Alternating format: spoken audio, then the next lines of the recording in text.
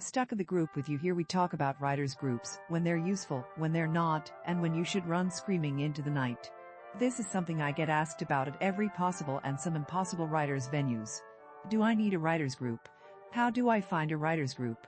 How do I know if my writers group is bad for me? If I were to say probably varies, and is it making want to give up writing? You'd be upset, so let's get a little deeper. Yes, you probably need a writers group, particularly if you're not selling yet, but are serious about selling eventually. And don't be playing all professional and cool and saying I want a group that just us critiques. I don't need buddies. I already have buddies.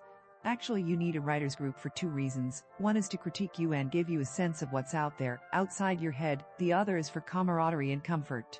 The first one is always imperfect. Remember that depending on where people are in your group, it might be very good or very, very bad.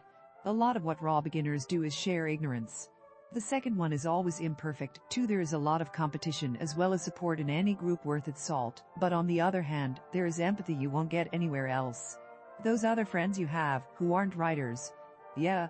I'm going to quote from Kevin J. Anderson, who should know all writers need writer friends, because they're the only ones who understand your crazy life and your crazy job. In a way, I would say particularly in the beginning, before you sell a word, the social function is more important than the critique function. It gives you a sense you're neither alone nor completely around the twist. It gives you strength to keep going. The critique is useful too, but sometimes writers groups are worse critique partners than your buddy from the army. Why? Because people tend to obsess on the things they're fighting themselves. So, someone who is struggling with plotting will say, hey, you can't plot. Or focus on all the minor errors in your plotting that other readers might not even notice. Here you need to get all psychological and take in account what your group is like and what each individual is fighting before you decide to take the critique seriously. Some rules help. No discussing of member submission before meeting for X and copied it marks in text but not spoken. Also, member going late that found same issue as member before. Just say what she said and don't embroider to avoid feeding frenzy. Also, time critiques. Oh yeah, and always allow rebuttal.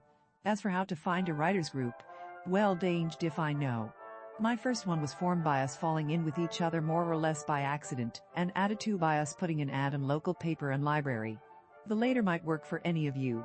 As for whether your group is bad for you, well, sometimes through no fault of its own, a group is bad for someone.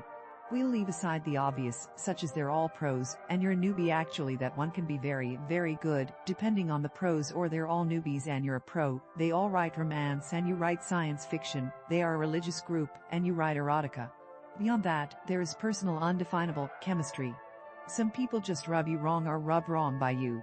If you find your story gets pounded on all out of proportion to other people's, and there is no obvious reason for it, or that the critiques you get are blocking you, it's time to move on.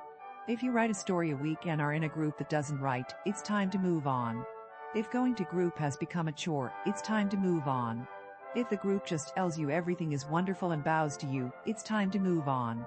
Except that in every writer's life, unless very lucky, a time comes when they can't have a group.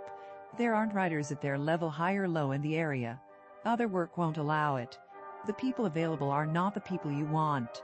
At that point, it's time to remember you write for you and your readers, not group approval. It's time to remember your own wellsprings, and maybe train a half a dozen first readers to give you perspective. If you like this content and want to support this channel, the blog, and Sarah's continued writing, please like and subscribe.